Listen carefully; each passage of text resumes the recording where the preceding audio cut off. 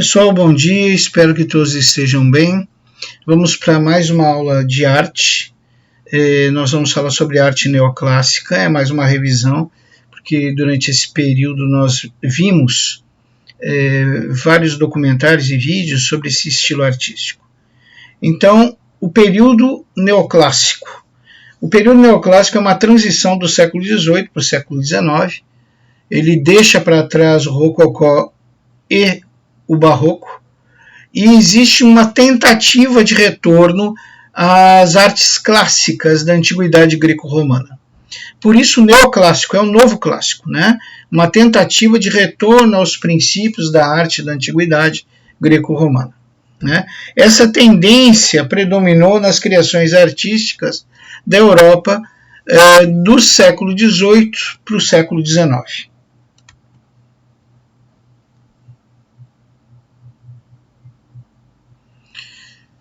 Então, tentou-se estabelecer um parâmetro que uma obra de arte só seria perfeitamente bela na medida que imitasse não as formas da natureza, mas as que os artistas clássicos gregos e os renascentistas italianos já haviam criado.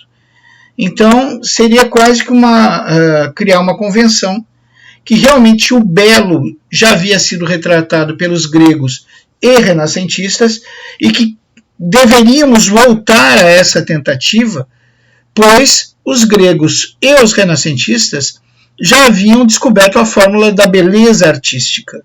Então não havia por que fazer experiências de estilo, se a perfeição já havia sido alcançada por gregos e também por renascentistas italianos.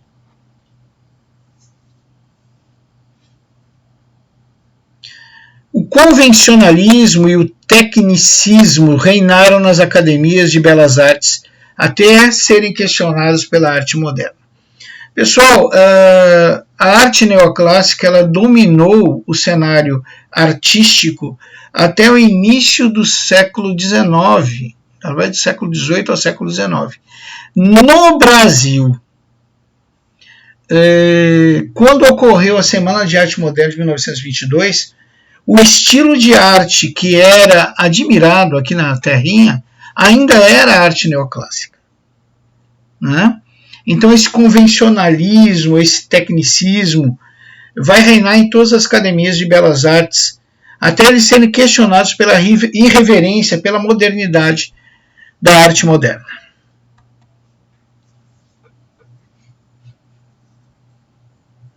Então a gente pode ver que e no Brasil a gente encontra um pouco dessa arquitetura. Lá em Porto Alegre vocês têm a Casa de Cultura Mário Quintana, que ela segue um pouquinho essa arquitetura neoclássica. Então na arquitetura tentou, já que era um retorno à cultura greco-romana, à arte greco-romana, na arquitetura se tentou importar os modelos dos templos greco-romanos, claro, com as devidas transformações, né? Ou das edificações renascentistas italianas.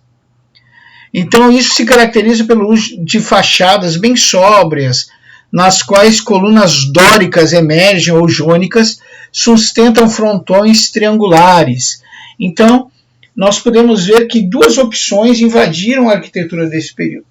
Ou um modelo dos templos romanos, ou o modelo das edificações renascentistas italianas. Algumas características da arte desse período, da arquitetura desse período: o uso de materiais nobres, processos técnicos avançados, sistemas construtivos simples, esquemas mais complexos ao par das linhas ortogonais, formas regulares, geométricas e simétricas, volumes corpóreos maciços, bem definidos por planos murais lisos, que caracteriza muito a arquitetura grega. Exemplos de arquitetura neoclássica que podemos encontrar até hoje: a igreja de Santa Genoveva, lindíssima, né? E transformada depois no Panteão Nacional em Paris, que vocês podem ver abaixo, né?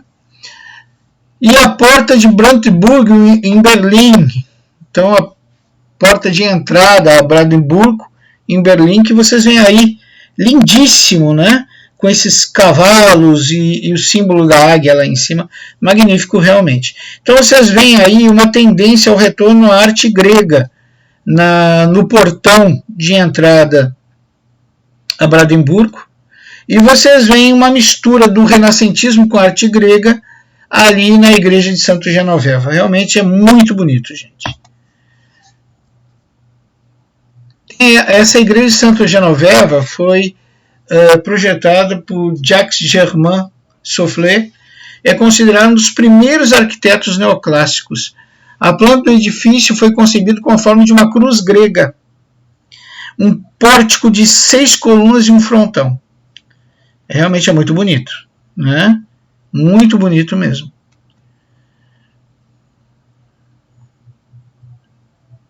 Aqui nós temos uma outra visão da igreja de Santo Genoveva.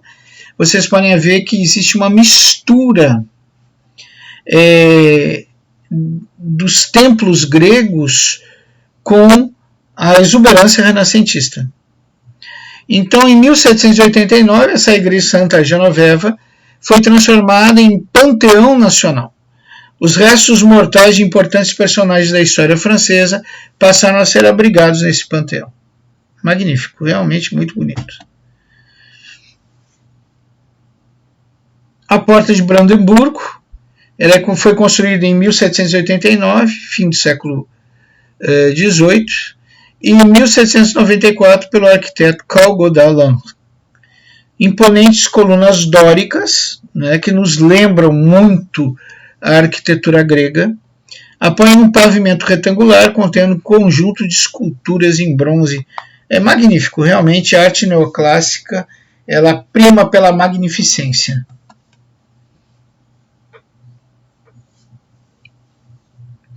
As características seriam o formalismo, o racionalismo, a exatidão nos contornos, a harmonia do colorido, o retorno ao estilo greco-romano, o academicismo e técnicas apuradas, o culto à teoria de Aristóteles, ideal da época, democracia, pinceladas que não marcavam a superfície. Nós temos aí a imagem de Jean-Jacques Louis David, que é o retrato de Napoleão, consagrado imperador da França. A arte neoclássica ela se prestou muito a isso também, aos retratos de grandes personagens da história.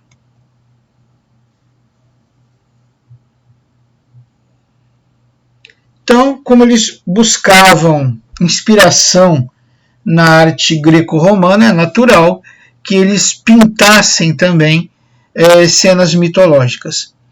A pintura foi inspirada principalmente na escultura clássica grega e na pintura renascentista italiana, sobretudo em Rafael, mestre do equilíbrio, da composição, da harmonia do colorido.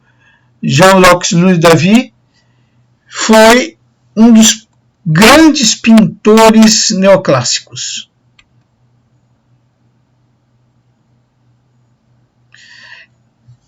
Jean-Jacques Louis David, ele também ganhou como eu vou explicar isso? Ele ganhou uma peja de ser o retratista principal de Napoleão, né? E ele sempre tentou pintar Napoleão com traços exuberantes e magnificentes. Napoleão era um homem baixo, calvo, parcialmente calvo, gordinho, né? E se vocês olharem as imagens de Napoleão pintado por Jacques Louis David, não tem nada disso. Né? O que a gente vê é quase um deus grego, né? Um panteão onde está um deus grego emergindo. Né? Então ele se tornou o principal retratista de Napoleão, vamos dizer assim, da época, né? Porque ele via no Napoleão o que Napoleão realmente não tinha na sua imagem. Essa exuberância, essa magnificência, né? Essa nobreza toda.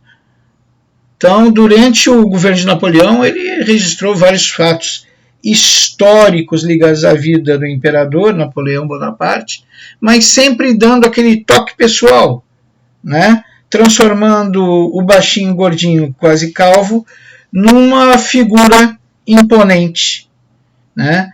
Como um grande rei do período clássico.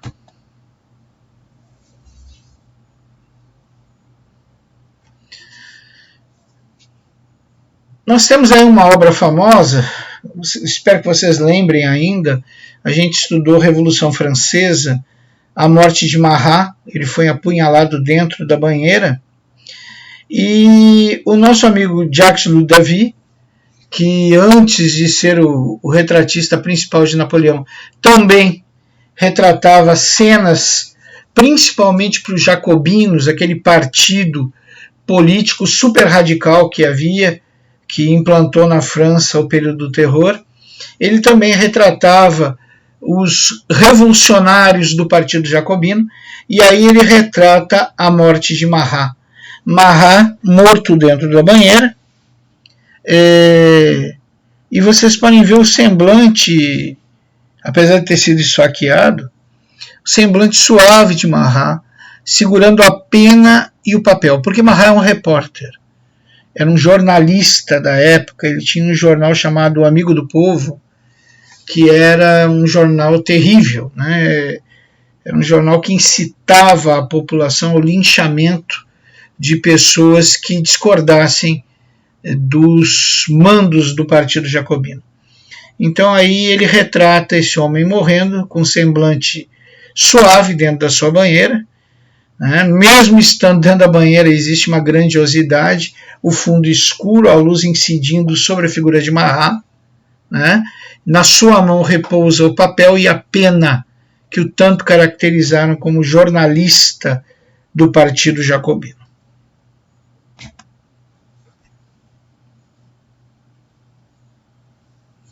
Nós temos Jean-Auguste Domingue Aigret foi uma espécie de cronista visual da sociedade da época. Ele soube registrar a fisionomia da classe burguesa, principalmente quanto ao gosto pelo poder. A pintura sempre vai exprimir firmeza, determinação do personagem, que olha o observador diretamente. Você sabe, na época não tinha fotografia, e uma das maneiras de tu descobrir se uma pessoa realmente tinha posses, era rica, tinha condição econômica favorável, eram esses retratos. Esses retratos que caracterizaram também a burguesia comercial da época. Então, se o nosso amigo, que nós acabamos de falar aqui,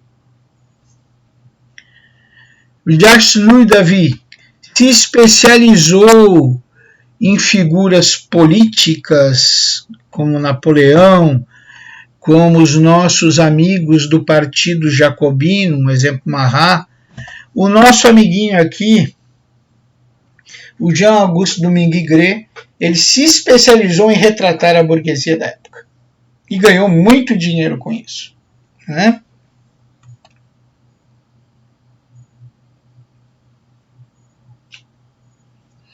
Então, o Aigret também, além de ser um retratista, vamos chamar assim, a obra dele também abrange composições mitológicas e literárias, nus, retratos e paisagens. A arte grega, ela sempre retrata o corpo humano em primeiro e segundo plano. Para os gregos não existia nada mais perfeito que o corpo humano.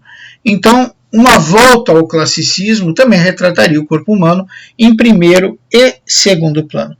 Vocês podem ver isso nessa obra de Jean-Auguste, que é a banhista de Valbizon, né?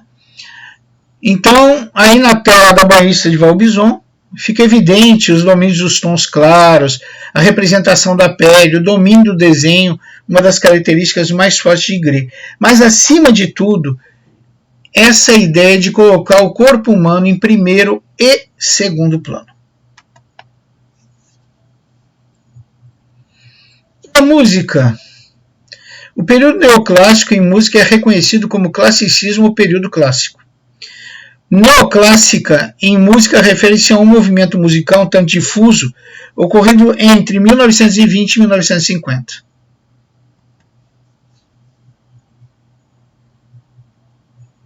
Os músicos da época não buscaram uma estética tonal, mas continuaram compondo segundo os parâmetros tonais dos séculos anteriores, de alguma forma renovados.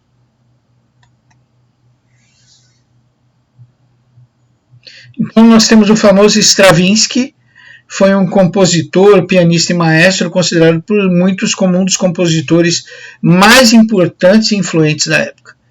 A música, pela sua própria natureza, é essencialmente imponente, né? Então, a música, pela sua própria natureza, ela era extremamente imponente, né? A música de Stravinsky.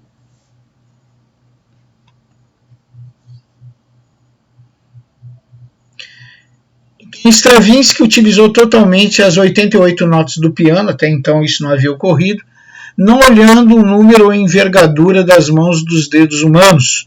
Os rolos não eram gravados, mas antes marcados a partir de uma combinação de fragmentos e manuscritos e notas escritas à mão pelo músico francês Jacques Lamer, diretor do musical do departamento de rolos de Plié.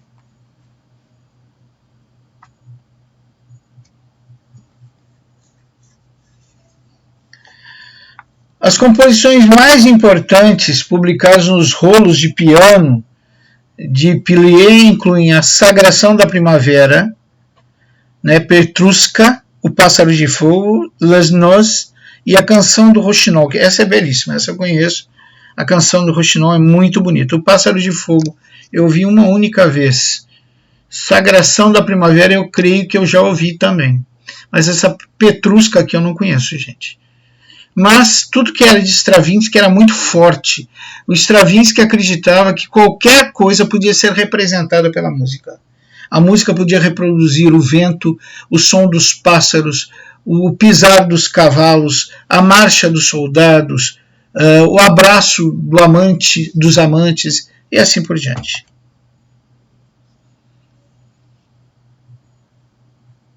E o teatro?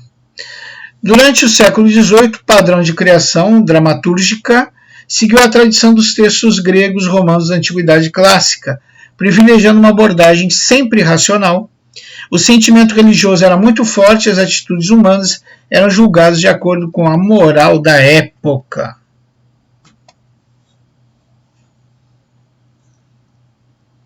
Aqui nós temos o teatro neoclássico, vocês podem observar que predomina aquele padrão, né, que nós falamos das colunas dóricas, né, relembram os templos gregos. No teatro neoclássico, a racionalidade predomina, revalorizam-se o texto e a linguagem poética. A tragédia mantém o padrão solene da antiguidade.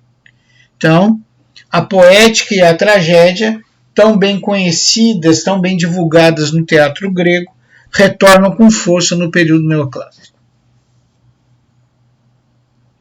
Na França, a tragédia francesa não se renovou, as peças de Voltaire eram solenes e inanimadas. Esse Voltaire é aquele mesmo Voltaire que vocês estudaram lá no Iluminismo, né? A comédia se revitalizou com Pierre Maffei, com a peça O Jogo de Amor e do Acaso, cujo tema central era o comportamento amoroso, né? Nós temos outros, como Agustin Caron, né, a decadência do antirregime, com peças famosas, conhecidas até hoje, como Barbeiro de Sevilha e As Bodas de Fígaro.